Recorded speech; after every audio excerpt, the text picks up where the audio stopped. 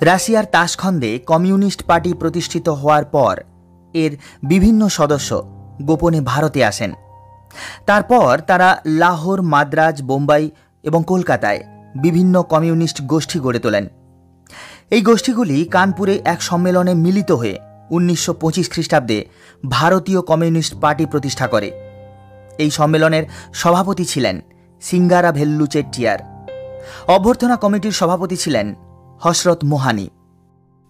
শ্রেণীহীন এবং শোষণহীন সমাজ গঠন, উৎপাদনের উপকরণের ওপর রাষ্ট্রীয় নিয়ন্ত্রণ, সাম্রাজ্যবাদ ও উপনিবেশবাদের বিরুদ্ধে মুক্তিকামী জনগণের আন্দোলনকে সমর্থন, ভারতে ব্রিটিশ সাম্রাজ্যবাদের বিরোধিতা, জমিদারি প্রথার উচ্ছেদ, শ্রমিকদের দুর্দশা লাঘব প্রভৃতি এই দলের নীতি, আদর্শ এবং কর্মসূচি ছিল।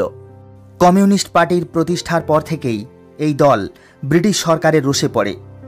তবুও ব্রিটিশ বিরোধী জাতীয় আন্দোলনে এই দল সীমিত শক্তি নিয়েই পথে নামে। ভারতের শাসন সংস্কারের জন্য সাইমন কমিশন ভারতে আসে।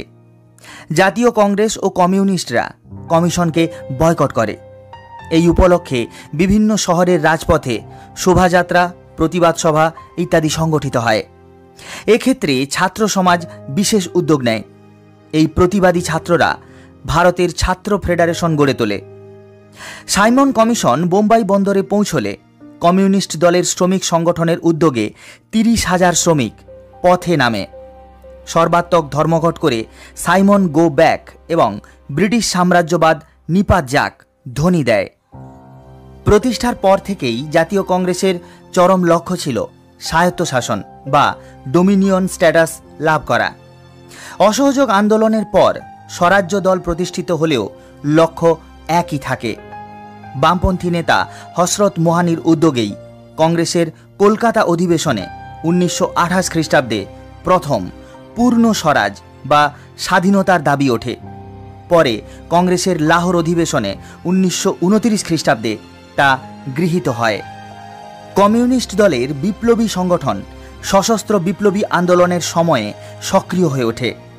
ভগৎ সিংয়ের নেতৃত্বে বিপ্লবীরা কেন্দ্রীয় আইনসভায় ট্রেড ডিসপিউট বিল এবং পাবলিক সেফটি বিল পাশের বিরুদ্ধে প্রতিবাদ জানিয়ে বোমা বিস্ফোরণ করে। অত্যাচারী পুলিশ সুপার স্ট্যাফোর্ডকে হত্যা করে। লাহোর ষড়যন্ত্র মামলায় তাদের দোষী সাব্যস্ত করে ফাঁসি দেওয়া হয়। মিরাট ষড়যন্ত্র মামলায় 33 জন দলীয় নেতা কারাবন্দী হওয়ায় দল দুর্বল হয়ে পড়ে। তবুও বোম্বাইয়ে রেলওয়ে মেন্স ইউনিয়নের সদস্যরা লাল পতাকা নিয়ে ধর্মঘট করে। সোলাপুরে বস্ত্রশিল্প শ্রমিকরা ধর্মঘট করে এবং সমান্তরাল সরকার গড়ে তোলে। সরকার কমিউনিস্ট দলকে নিষিদ্ধ বলে ঘোষণা করে। আচার্য নরেন্দ্র দেব, জয়প্রকাশ নারায়ণের নেতৃত্বে কংগ্রেস সোশ্যালিস্ট পার্টি প্রতিষ্ঠিত হয় 1934 খ্রিস্টাব্দে। কমিউনিস্ট দলের নেতাকর্মীরা এই দলে মিশে গিয়ে দলের কর্মসূচিকে প্রভাবিত করে। দ্বিতীয় বিশ্বযুদ্ধে ফ্যাসিবাদ বিরোধী ফ্রন্টে রাশিয়ার মিত্র ছিল ইংল্যান্ড। তাই কমিউনিস্ট দল ইংল্যান্ডের যুদ্ধ প্রচেষ্টাকে সমর্থন করে, শ্রমিক ধর্মঘট বন্ধ রাখে এবং ভারত ছাড়ো আন্দোলন থেকে দূরে থাকে। তবুও কলকাতা ট্রাম পরিবহন কর্মীরা ধর্মঘট করে এই আন্দোলনকে সমর্থন জানায়। বহু বাধা বিপত্তি সত্ত্বেও কমিউনিস্টরা শ্রেণী সংগ্রামের চরিত্র বজায় রাখে।